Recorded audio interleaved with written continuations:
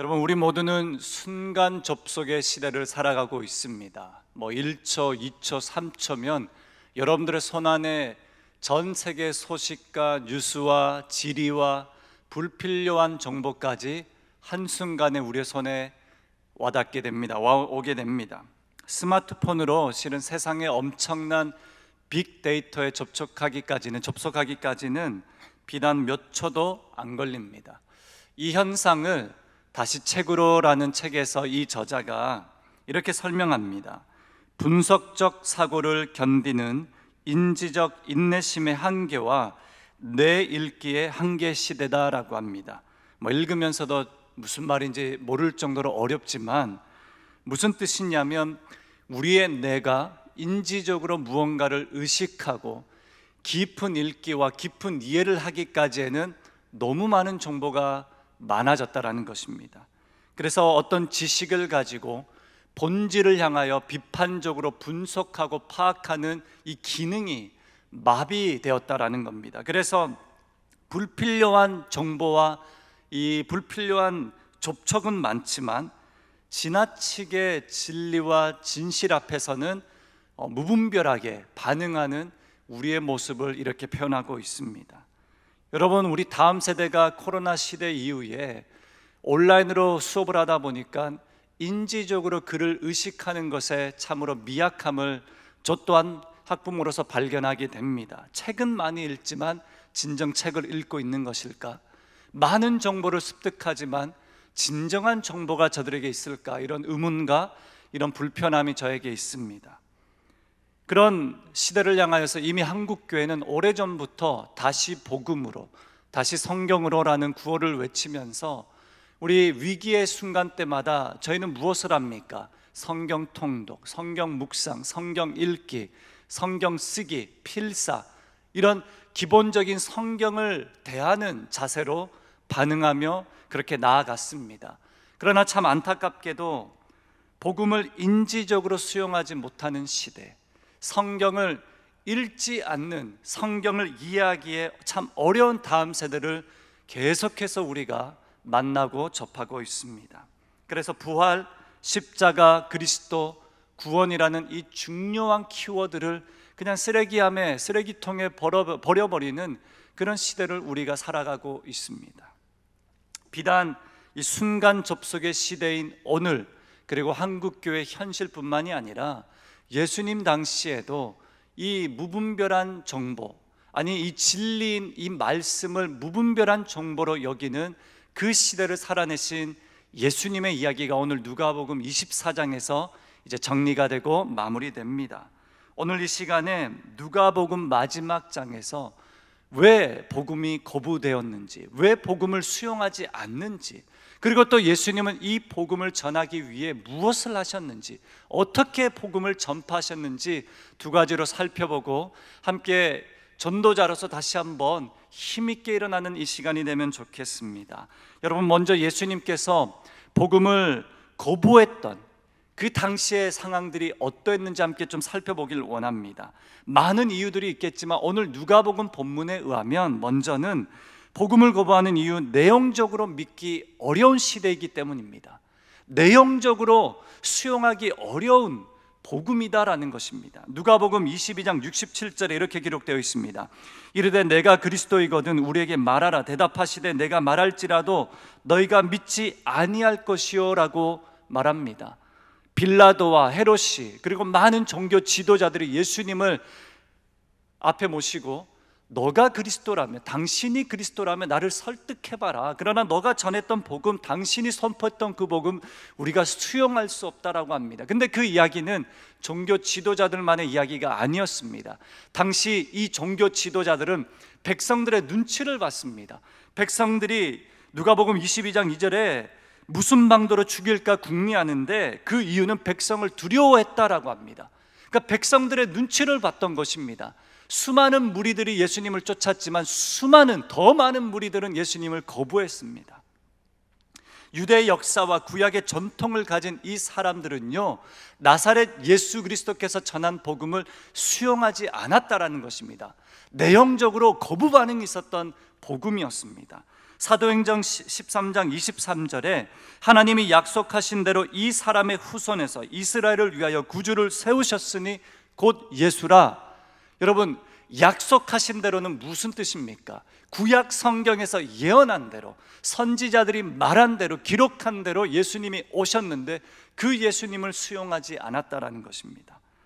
여러분, 예수 그리스도의 오심과 죽음과 부활은 신약과 구약의 핵심 내용입니다. 사도행전에서, 아니 예수 그리스도께서 구약 성경을 인용하시면서 끊임없이 내가 성경의 주인공이다, 내가 성경의 핵심 인물이다라고 말하지만 받아들이지 않았습니다. 여러분, 믿지 않는다는 건 쉽게 말하자면 이해하지 못했다라는 뜻입니다. 잘 이해하지 못했다라는 거죠. 우리 다음 세대나 우리 아이들, 자녀들에게 이 아이가 복음이 없다, 이 아이가 구원을 받지 못했다, 우리는 이렇게 쉽게 표현을 합니다. 근데 실은 사실상 이 핵심을 살펴보면 그들은 아직 이해를 하지 못했던 것입니다.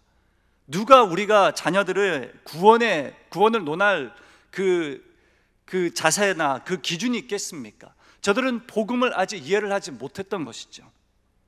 상식적으로, 과학적으로, 역사적으로 점점 더 수용하기 어려운 시대를 우리가 살고 있기에 우리뿐만이 아니라 예수님 당시에도 이미 예수님은 거부 반응을 일으켰던 그 복음을 살아내고 전하고 있었습니다. 하물며 일평생 교회를 다녔지만 여러분, 훈련 받으실 때에 복음에 대해서 다시 듣고 이 복음을 풀어내는 그 현장에서 구원과 이 부활에 대해서 이렇게까지 진지하게 생각해 본 적이 없다라고 고백하시는 분들이 참 많습니다. 그 정도로 우리는 이 구원, 부활, 복음, 십자가, 이런 핵심 예수 그리스도의 복음에 대해서 무지하게 살아가고 있다는 것을 매 순간 발견하게 됩니다. 저 또한 그렇습니다. 성경을 읽으면 읽을수록 이 예수 그리스도의 사역이, 이 본문에서도 발견되는 예수님이, 이렇게까지 약속하신 예수님을 이렇게 작게, 이렇게 좁게 이해를 하고 있었구나, 하나님 앞에 회개하는 마음으로 나아가게 됩니다. 여러분, 두 번째로 복음을 거부하는 이유는 상황적으로 믿기 어려웠기 때문입니다. 내용적으로 그리고 상황적으로 믿기 어려웠습니다. 구유에서 태어난 예수님께서 요한에게 세례를 받습니다. 사막과 광야에서 시험을 받습니다. 수많은 사람들의 질타를 받습니다. 수많은 사람들과 종교 지도자들에게 어떻게 합니까? 모욕감을 받습니다. 거부 반응을 일으킵니다. 그러나 예수님께서 많은 기적을 일으키셨죠. 죽은 자를 살리고 병든 자를 일으키셨습니다. 그러나 이것으로 부족했어요. 사람들을 설득하기에는 부족했습니다. 그냥 예수님을 따르는 사람들은 당시 버려지고 병들고 멸시와 천대받았던 사람들이었기 때문에 예수님에게 더 대단한 것을 요구했습니다. 그러나 삶이 바뀌지 않았어요. 근원이 흔들리지 않았습니다. 그리고 어떻게 됩니까? 여전히 박해, 도망, 피난, 여전히 로마 이 군부 시대 때 이스라엘 백성들을 설 자리가 없었습니다. 예수님이 대단한 일을 행하셨던 것 같지만 삶은 변하지 않았던 것이죠. 그리고 마침내 예수님이 어떻게 되십니까? 십자가에 죽으셨어요. 아니, 그토록 복음이라고, 길이요 진리요 생명이라고 말씀하셨던 예수님이 자신을 믿으면 영원히 살 것이다, 영원히 목마르지 아니할 것이다 말씀하셨던 그 예수님이 죽으신 거예요. 당시 예수 그리스도를 쫓아다녔던 제자들의 그 후유증, 그 마음, 그 변심을 여러분들이 한번 생각해 보시면 좋겠습니다. 한 사람 제자의 배신, 유다의 배신, 한 사람 빌라도의 판결, 그것으로 예수님의 인생이 끝이 났습니다. 배신과 한 사람의 판결로 예수님의 역사적인 사역과 메시아 예수 그리스도의 그 도래와 그 놀라운 하나님 나라의 그 왕국의 도래하심이 마무리된 것, 종결된 것입니다. 갈보리 언덕에서 호흡이 멈추고 모든 피와 진액을 다 쏟아부으신 다음에 몇 시간 안에 돌아가신 거예요. 소망이 없었습니다. 3년간 예수님을 쫓아다녔던 그 제자들의 그 현실, 현타라고 하죠. 현실을 생각해 보십시오. 절망과 그리고 두려움, 그리고 이제 또 도망다니며 살아가야 되겠네. 내가 어떻게 예수님을 쫓아다녔는데 이제 또 그런 형편없는 삶을 쫓아가야 되겠네. 특별히 오늘 본문에서 읽진 않았지만 이 본문에 나오는 엠마오 두 제자의 이야기가 이 모습을 보여주고 있습니다. 당시 사람들은 복음을 거부할 수밖에 없었던 이유들을 보여주고 있는 거예요. 여러분, 엠마오의 두 제자뿐 아니라 당시 십자가 처형 이후에 도망친 제자들의 모습을 요한복음 20장 9절에서 정확하게 설명하고 있습니다. 그들은 성경에 그가 죽은 자 가운데서 다시 살아나야 하리라 하신 말씀을 아직 알지 못하더라 라고 말씀하십니다. 아직 알지 못하더라. 내용적으로도 상황적으로도 아직 알지 못하더라. 더 심각하게는 십자가 이후에 더 희미해집니다. 여러분, 파편적으로 기록된 이 구약 성경책이 예수님을 통해서 선포되었었습니다. 그러나 그 나라의 이야기를 정확하게 이해하지 못했던 이 제자들은 그들이 내린 결론은 도망가는 거였습니다. 숨어 있는 거였습니다. 본업으로 복귀하는 거였습니다. 상황적으로 이 시대는 믿기 점점 어렵습니다. 말씀드린 대로 순간 접속의 시대 가운데 너무나도 많은 정보와 너무나도 많은 빅데이터 가운데 우리가 진정 의지하고 의식하고 인지할 만한 이 복음이라는 내용이 우리에게 희미해지고 있습니다.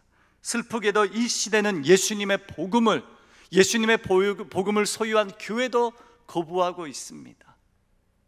예수님 자신도 부활의 메시지가 처절하게 거부되었다라는 사실로 참 많이 아파하셨습니다. 저들은 알지 못한다. 저들은 듣지 않는다. 저들은 이해하지 못한다. 심지어 이후의 사도들도 이것을 경험하게 됩니다. 알지 못한다. 수건에 가려져 있다. 눈이 막혀 있다. 닫혀 있다라는 겁니다. 여러분, 사랑하는 성도님들도 이제 전도의 사명을 간직하면서 전도하고 있습니다. 얼마나 처절하게 이 복음 전도가 무시되고 외면당하고 여러분들의 복음의 이 내용이 거절당하고 있음을 경험하고 있지 않으십니까? 특별히 경제가 어렵고 삶이 막히고 코로나 이후에 모든 것이 팍팍해진 요즘 상황적으로 복음 전도가 어렵습니다. 어떤 말들이 되돌아옵니까? 제정신이냐? 시간이 남아도냐? 그때 그냥 주식에 투자나 해라? 헌금해야 되지 않냐? 교회 가면 시간 낭비가 되지 않냐? 온라인으로 뭘 하라는 거냐? 자녀들에게 그 시간에 다른 걸 하겠지? 아니, 캠핑 가겠지? 신이 존재나 하냐? 여러 가지 질문들이 거부 반응으로 우리에게 돌아오고 있습니다. 내용으로는 너무 진부하다라는 거예요. 성경책이 내용적으로 너무 진부하고 오래전 이야기고 유대 민족, 한 특별한 유대 민족의 이야기가 굳이 한국 사람들의 이야기가 되는 이유는 뭐냐? 그 한 사람 예수님의 이야기가 도대체 나에게 무슨 영향력이 있냐? 내용적으로 어렵고 상황적으로도 팍팍하다라는 것이죠. 가을 행복축제, 전도하기 너무 좋은 계절이라고 말하지 않습니까? 계절은 참 좋아요. 날씨 지금 너무 좋지 않습니까? 지금 가을 하늘빛이 참 푸르렇더라고요. 근데 상황적으로는 점점 어렵습니다. 그리고 내용적으로도 이들에게 순간 접속의 시대를 살아가는 사람들에게 복음을 전한다는 건 점점 더 어렵습니다. 그런데요, 예수님께서 끝까지 어떻게 복음을 전파하셨는지 오늘 누가복음 24장에서 이 예수님의 사역을 통하여 다시 한번 우리가 일어나 이 복음의 빛을 발하길 바랍니다. 먼저 예수님이 복음을 수용하도록 예수님은요, 참 간단하게도 마음의 문을 열어주셨습니다. 마음의 문을 열어주셨다는 것입니다. 누가복음 24장 45절입니다. 이에 그들의 마음을 열어 성경을 깨닫게 하시고, 다 함께 같이 한번 읽어보겠습니다. 24장 45절 하나 둘 셋. 이에 그들의 마음을 열어 성경을 깨닫게 하시고, 마음을 열어주셨다라고 합니다. 이 마음을 열다라는 단어는 8번 정도 성경에서 사용되고 있습니다. 그 중에 24장에서만 3번이나 사용됩니다. 31절에 눈이 밝아진 것과 마음을 여는 것은 동일한 단어입니다. 그리고 32절에 엠마오 두 제자에게 성경을 풀어주실 때, 저는 이 누가복음 24장 32절이 성경책에서 가장 인사이트풀한, 가장 핵심적이고 정말 많은 것을 담고 있는 구절이 아닐까 생각이 됩니다. 엠마오 두 제자에게 성경을 풀어주실 때에 마음이 뜨겁지 아니하더냐. 그리고 45절 오늘 우리가 읽은 본문에서 마음을 열어 성경을 풀어주시니, 예수님께서 실은 살아생전의 공생의 시절 동안 그가 하셨던 사역은 마음을 여는 사역이셨습니다. 공생의 시절 동안 성령님과 하나님의 그 역사에 힘입어 하나님 나라의 운동을 일으키면서 마음의 문을 여셨습니다. 성경을 이해하도록, 복음을 이해하도록 마음의 문을 여셨던 것입니다. 24장에서 부활하신 다음에 어떻게 하십니까? 11절에 제자들이 여인들의 이야기를 듣습니다. 근데 믿지 않아요. 여인들도 참 믿기 어려웠던 상황이었습니다. 근데 이제 베드로와 한 제자가 너무너무 이 심각한 상황을 발견하고 무덤으로 가는데 예수님을 발견하지 못했던 것입니다. 그리고 이제 이 여인들이 제자들에게 그가 접한 천사들에게 들은 소식을 전하고, 누구는 또 예수님을 직접 만나고 이 복음을, 이 예수님을 전하는데 반응이 없었던 것입니다. 예수님은 그래서 직접 나타나셔서 찾아가시잖아요. 찾아가셔서 어떻게 하십니까? 손과 발을 보이십니다. 내 이 십자가에 이 못 박힌 자국을 봐라. 심지어 요한복음 20장에는 도마에게 옆구리를 만져봐라라고 하십니다. 이걸로도 부족하니까 예수님이 조반을 먹이십니다. 고기를 구우십니다. 오늘 복음에서는 그냥 조반을 먹이신다라고 하지만 요한복음에서는 직접 고기를 가져와라, 내가 구워주겠다라고 하십니다. 그러니까 예수님이 육체적으로도 부활하셨음을, 왜냐? 제자들이 영으로만 바라봤기 때문에 육체적으로 부활하셨음을 계속 증거하고 계십니다. 근데 이거는 뭔지 아십니까? 마음의 문을 여는 것이었습니다. 십자가 이후에 굳게 닫힌 저들의 복음의 문을 열어주는 것이었습니다. 그가 몸을 내어주고 조반을 먹이고 그가 자신의 몸을 만지라고 하시면서 제자들이 슬퍼하는 곳곳이라면 다 찾아가셔서 일일이 가셔서 오르만져 주셨습니다. 들어주셨습니다. 그리고 엠마오의 두 제자길 그 산책로에서 그들과 함께 길을 걸어가시며 무슨 일이 있냐, 무슨 일이 있었냐, 성경을 풀어주십니다. 요즘 순간 접속의 시대를 살아가는 우리가 당시 엠마오의 그 길에서 예수님을 만났더라면 어떠했을까? 저는 그 생각을 참 많이 해봤습니다. 어땠을까?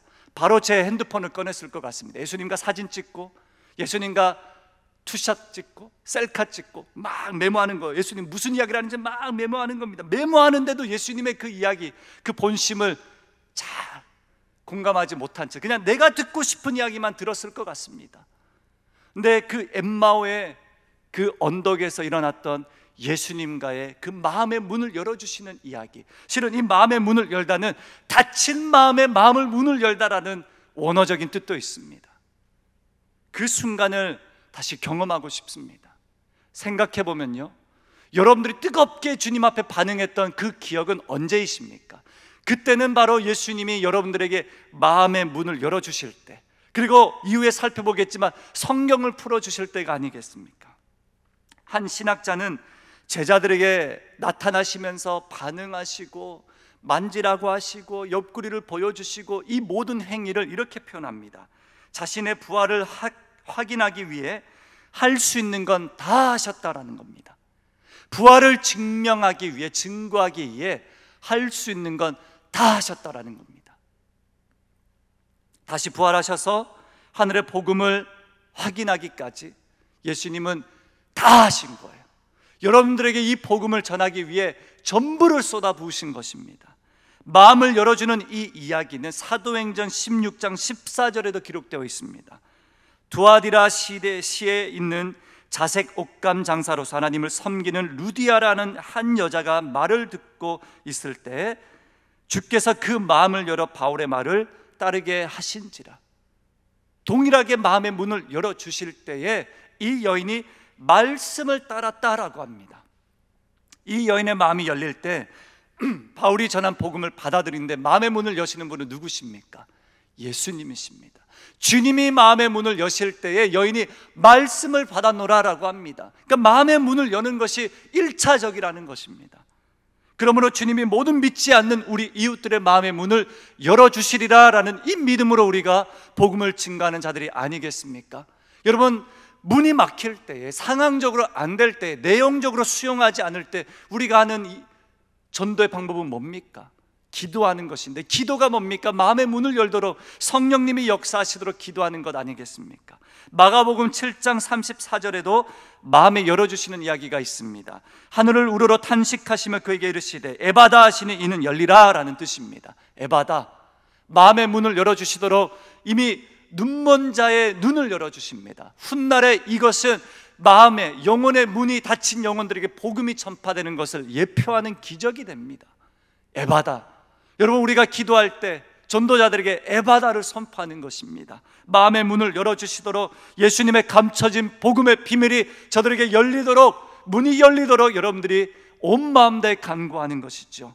전도가 어찌 쉽겠습니까? 이렇게도 교회가 질타를 받고 급변하는 시대 속에, 상황적으로 참 어려운 시대에, 먹고 살기 힘든 이 시대에 여러분들이 전하는 이 복음을 사랑하는 우리 이웃들에게 전파되기 위해서는 예수님처럼 전부를 걸고 마음을 여는 작업이 필요하다는 것입니다. 그것이 어떠하든, 함께 걷기든, 함께 티를 마시든, 함께 이야기를 나누든, 예수님과 초반을 먹든, 그 무엇이든 궁극적인 목적은 부활을 증명하기 위함이다라는 것입니다. 두 번째로 여러분, 이 복음을 전파하기 위해서 예수님은 성경을 풀어주셨습니다. 마음의 문을 열어주시고 성경을 풀어주셨습니다. 내용적으로, 상황적으로 복음을 수용하지 않는 그 사람들에게 마음의 문을 여는 작업을 3년간 하시고, 성경을 풀어주시는 작업을 세상 끝날까지 하셨습니다. 누구를 통해서요? 성령님을 통해서 오늘날 여러분들에게까지, 우리에게 이 성경책을 통하여 오늘도 말씀을 풀어주시고 계십니다. 누가복음 24장 45절에 동일하게 이에 그들의 마음을 열어 성경을 깨닫게 하셨다라고 합니다. 44장에는요, 44절에는 이르시되 내가 너희와 함께 있을 때 너에게 말한 바 곧 모세의 율법과 선지자의 글과 시편의 나를 가리켜 기록된 모든 것이 이루어져야 하리라 한 말이 이것이라. 예수님이 성경을 풀어주실 때 무슨 이야기를 하셨습니까? 모세의 율법과 선지자들의 약속과 시편의 글입니다. 시편 110편, 이사야 44장, 모세 오경의 모든 이야기가 다 뭐라고요? 예수 그리스도를 보여주는 이야기다라고 예수님은 증명하고 있습니다. 처음부터 성경을 가르치며 구약의 예언들을 통해 십자가 부활을 약속하셨습니다. 들리지 않았고 수용하지 않았던 사람들에게 마음의 문을 열어주시면서 성경이 열리기 시작했습니다. 엠마오의 두 제자가 마음이 뜨거워지기 시작했습니다. 이제 이 부활의 사건이 정리가 돼가고 있습니다. 그래서 예수님을 바라보았습니다. 눈이 멀어져 있었지만, 보지 못했지만 예수님을 보았던 것입니다. 당시 제자들이 들었던 성경은 예수님의 부활 이전까지의 기록이었다면, 이제 자신의 눈앞에 부활 이후의 사건을 목도하고 있는 것입니다. 목격하고 있는 것입니다. 여러분, 아까도 말씀드렸지만 가장 뜨겁게 주님 앞에 반응했던 순간은 말씀의 은혜를 누렸던 순간이었을 것입니다. 누구는 순장님으로, 누구는 선교사로, 누구는 목사로, 복음 전파자로, 성도로 살아가는 이유가 무엇입니까? 바로 성경을 통해 우리의 마음이 뜨겁게 반응되었기 때문입니다. 저도 그렇습니다. 이사야 6장에 일꾼이 필요한데 일꾼이 없다라고 하시니까 내가 가겠습니다. 이사야의 고백이 나의 고백이 되는 것입니다. 에베소서 3장 8절, 이 풍성한 복음을 전하기까지, 이방인들에게 전하기까지 나를 너무 풍요롭게 하셨다는데 전해야죠. 어떻게 하겠습니까? 땅끝까지 이르러 내 증인이 되라니 뭐 다른 일을 어떻게 할 수 있겠습니까? 여러분들이 그렇게 살아오시지 않았습니까? 말씀으로 반응하며 주체할 수 없는 사랑으로 나아가라 하시니 문이 닫혀있는 사람들에게 나아가 전도하시고, 이웃들이 우리의 복음을 무시하지만 그들에게 복음을 전하고, 우리가 그렇게 하나님의 복음을 살아내는 종이 되었던 것이죠. 여러분, 사도 바울도요, 성경을 풀어주는 사람이었다라고 말합니다. 바울을 연구하는 사람들은 언제나 사도 바울의 모든 서신들에 성경 말씀이 인용되어 있고 성경 구절과 예수 그리스도의 복음이 녹아나 있지 않습니까? 생각해보면 복음 전도를 위해서 여기저기 여행을 하는데 사도 바울이 도대체 어떻게 성경을 들고 다녔을까? 당시에 성경 출판물도 없고 인쇄물도 없고 파피루스라는 이 어마어마한 책들을 들고 다니지도 않았을 것이고, 근데요, 이 샌더스라는 신약학자가 이렇게 표현합니다. 사도 바울이 성경을 자신의 머리에 다 담아두었다. 왜 그렇습니까? 당시에 가말리엘 문화와 이 바리새인의 문화 속에서 구약 성경을 달달달달 외웠던 것입니다. 근데 그것으로 끝이 아닙니다. 다메섹 언덕에서 예수 그리스도를 직접 만나고 마음의 문이 열렸습니다. 주님이 선지자와 그에게, 아니 성령님이 직접 복음을 풀어주셨습니다. 이 복음의 경험을 가지고 가는 곳곳마다 교회를 세우고 복음을 전파하고 부활의 증거자가 됩니다. 바울은요, 디모데 후서에 양피지에 쓴 것을 가지고 와라라고 할 정도로 글을 쓰고 글을 쓰면서 복음을 담아내고 기록하였습니다. 그 기록이 오늘날 우리에게 이렇게 빛이 되어 복음이 전파되었던 것입니다. 회심 전에 바리새인의 모습이었고 율법 지도자였고 율법 맹신자였지만 그리스도의 복음을 만나고 난 다음에 예수 그리스도를 위하여 고린도후서 3장 14절 16절의 말씀처럼 수건이 벗겨지는 경험을 하게 됩니다. 우리 많은 전도 대상자들에게 수건이 벗겨지는 역사가 일어나길 주님의 이름으로 축복합니다. 여러분, 사도행전 17장 3절에도 뜻을 풀어 그리스도가 해를 받고 죽은 자 가운데서 다시 살아나야 할 것을 증언하고 이르되 내가 너에게 전하는 이 예수가 그리스도니. 뜻을 풀어 그리스도를 계속 전하면서 그가 전하고 있는 건 딱 세 가지입니다. 그가 죽어야 되고 살아나셨고 이것이 증거되어야 한다라는 겁니다. 어쩌면 구약 성경을 이 세 가지로 정리할 수 있는 거예요. 그가 죽으실 것이고 그가 살아날 것이고 살려낼 것이고 그가 증거될 것이다. 선지자들은 이 사명만 감당했습니다. 사도들은 이 사명만 가지고 살아냈습니다.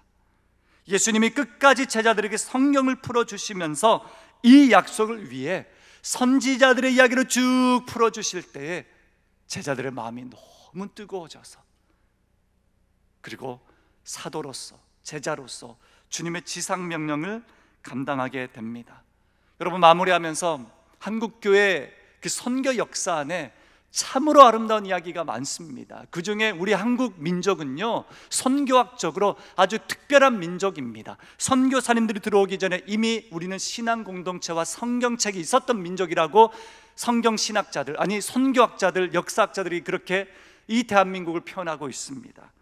여러분, 그 중에는 한글로 번역된 성경이 이미 있었다라는 게 선교사님들에게는 기적과 같은 이야기였습니다.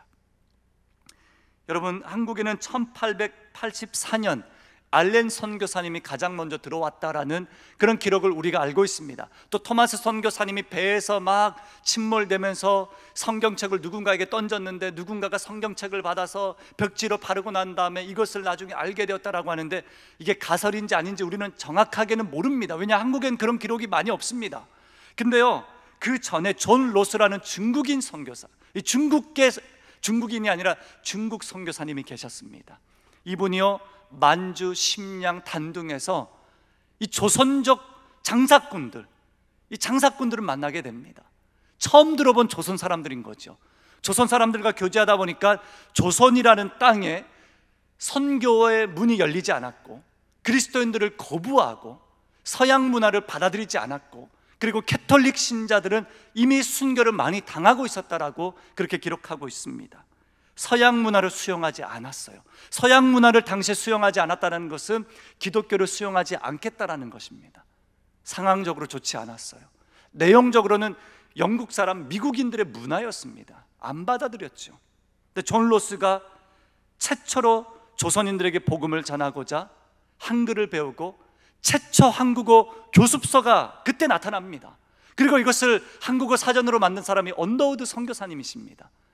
그 선교사님들이 언어에 대한 이 소중함을 알고 한국어 성경을 번역하였던 것이죠. 언어 뭡니까? 마음의 문을 여는 거예요. 언제나 선교는 언어를 통해서 전파되는 것입니다. 언제나 복음은 언어가 먼저 시작되는 것입니다. 여러분, 성경의 후예들, 성경을 전하는 사람들은 언어를 가진 사람들입니다. 시대를 향해서도, 다음 세대를 향해서도, 우리의 이웃들을 향해서도 전도 대상자들에게 언어를 소유한 사람들이 되어야 합니다. 이 선교사님들이 3년간 성경책을 번역해서 마가복음부터 누가복음부터 마태, 누가, 요한, 그리고 신약 성경을 번역합니다. 그리고 이 성경책을 가지고 이 장사꾼들이, 상인들이 조선에 들어와 북쪽에 평양 아래에 교회를 개척합니다. 물론 성도들이었고 우리 평신도였기 때문에 세례를 받지 못하고 세례를 주지 못하고 목사는 없었지만 교회가 개척이 되고 그 교회가 최초 한국 교회가 됩니다. 소렉교회입니다. 소렉교회. 훗날에 이 로스라는 사람을 통해서만 성경책이 들어온 것이 아닙니다. 이수정이라는 사람이 일본에 이 농업을 배우기 위해서 유학을 합니다. 그때 만난 최초 일본인 교수가 그리스도인이었습니다. 한국보다 기독교가 중국과 일본에 먼저 들어왔다는 것을 우리가 다 알고 있잖아요. 이 교수에게 성경을 접하게 됩니다. 한자 성경입니다. 그리고 이 사람이 한자 성경을 통해서 마음이 뜨거워짐을 경험하고 사람들을 모아 가르치기 시작하는데 그게 동경 한인교회가 됩니다. 최초 한인교회입니다. 그 교회가 자라고 자라나 이 사람들의 마음에 한국 사람들에게, 조선인들에게 빚이 있다, 무엇을 해야 될까 고민하다가 성경책을 번역하기 시작합니다. 누가복음, 최초 로스를 통한 성경책, 최초 한국인을 통한 성경 번역 이수정. 그 성경책이 이미 많은 기독교 가정 안에 녹아나 있고 그 성경책을 접한 사람들이 북경 지역에, 접경 지역에 이미 많은 크리스천 커뮤니티가 생겼다라고 언더우드가 그렇게 기록하고 있습니다. 그리고 이 사람이 들어와 소렉교회를 방문하고 항해도의 소렉교회를 방문하고 세례를 주며 이미 이렇게 복음이 전파된 한국 이 조선 땅을 보며 미국에 편지를 보냅니다. 성경책이 있는 나라, 말씀이 살아있는 나라, 말씀의 역사가 일어난 이 나라를 위해서 더 많은 지체들을 보내다오라고 기록하게 됩니다. 그런 역사의 기반으로 생겨난 한국교회이고 한국 성도이며 이 장로교입니다. 조선 땅의 마음의 문을 열고 성경을 풀어주신 하나님의 역사가 여러분들을 통해서도 오늘날 끊임없이 이어가고 있습니다. 매년 맞이하는 행복축제, 부담으로 다가오지만 순장님들에게는 실은 더더욱 부담입니다. 근데 이것을 시키는 교육자들에게도 부담입니다. 전도해야죠. 저희의 유일한 바운더리가 교회인데요, 전도해야죠. 여러분, 전도자들에게 성경 문장을 보내고 성경책을 보여주고 쉬운 성경을 선물해주고 성경책을 볼 수 있도록 주변에 파편적인 많은 이 보안책들을 선물해주면서 하나하나 복음이 들리도록, 마음의 문이 열리도록 역사하는 여러분들의 전도의 문이 되시길 간절히 소망합니다. 존 파이퍼 목사님이 이렇게 기록합니다. 성경 읽기의 궁극적 목표는 우리가 태신자들에게 성경이 저들의 손에 들리도록 구하는, 말씀이 들리도록 기도하는 그 이유는 성경과 말씀 안에 있는 전부, 복음의 전부성 때문이다 라고 말씀하십니다. 여러분, 말씀이 육신이 되어 우리 가운데 영광을 보니 독생하신 그리스도를 보게 하였다라고 고백하지 않습니까? 또한 전부터 예비하신 그 구원의 역사를 성경책을 통하여 성령님이 오늘날에 이르기까지 역사하시는 그 힘을 이미 우리는 이렇게 소유하고 있습니다. 복음의 문이 닫혀 있을지라도, 상황적으로 어려울지라도, 내용적으로 거부 반응이 일으킬지라도 우리가 마음의 문을 열도록 주님의 도우심을 구하며 끝까지 부활을 증거하기 위해서 무엇이든 행하셨던 예수님처럼 담대하게 걸어가실 때에 성경이 저들의 손에 들리는 그 역사를 우리 함께 꿈꾸며 우리 함께 그날을 소망하며, 무엇보다 우리의 자녀와 다음 세대가 성경을 소유하는 세대, 인지적으로 이해하고 의식적으로 주님의 말씀 앞에 나아가 이것으로 반응을 일으키는 복음의 사람들로 세워지길, 우리 이음센터와 행복축제와 또 여러분들의 사명을 위하여 끝까지 죽을 날에 이르기까지 부활과 죽음과 십자가를 증거하는 예수 그리스도의 신실한 종 되시길 주님의 이름으로 축복합니다. 우리 한번 이 시간에 민족의 가슴마다 함께 찬양하면서 기도의 자리로 나아가도록 하겠습니다. 한 손엔 복음을 들고 한 손엔 사랑을 들고 마음의 문을 여는 사랑을 들고 함께 나아가도록 하겠습니다.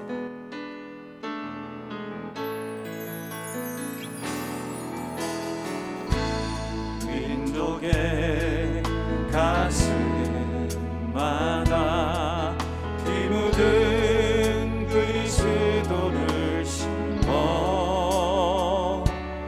이 땅에 푸르고 푸른 그리스도의 계절이 오게 하소서. 오게 하소서. 이 땅에 하나님의 나라가 역사하시옵소서. 이 땅에 하나님의 나라가 이루어지게 하옵소서. 모든 사람의 마음과 교회와 가정에도 하나님 나라가 임하게 하여 주소서. 주의 청년들이 예수의 꿈을 꾸고 인류 구원의 환상을 보게 하소서. 한 손엔 복음 들고 한 손엔 사랑을 들고 온 땅 구석구석 누비는 나라 되게 하소서. 주의 청년들이 예수의 꿈을 꾸고 인류 구원의 환상을 보게 하소서. 한 손에 복음 들고 한 손에 사랑을 들고 온 땅 구석구석 우리 마지막으로 함께 고백합니다. 주님의 청년들이 예수 앞에 나가길 원합니다. 주의 청년들이 예수의 꿈을 꾸고 구원의 역사에 함께 동참하게 하소서. 환상을 보게 하소서. 한 손에 복음 들고 한 손에 사랑을 들고 온 땅 구석구석 누비는 나라 되게 하소서. 이렇게 한번 기도합시다. 복음을 거부하는 시대 가운데 우리가 예수님처럼 복음 전도자로 끝까지 사명을 감당하게 하소서. 태신자들의 마음의 문을 열어주시고 성경을 풀어주시는 은혜가 임하도록 역사하소서. 코로나19 상황 속에서 교회에 대해 긍정적인 마음으로 복음을 들을 준비가 되게 하소서. 더 사랑의 교회가 전파하는 주님의 지상 사명을 힘있게 감당하도록 축복하여 주시옵소서. 우리 예수님처럼 이 사명을 감당하도록 주여 한번 외치고 기도하도록 하겠습니다.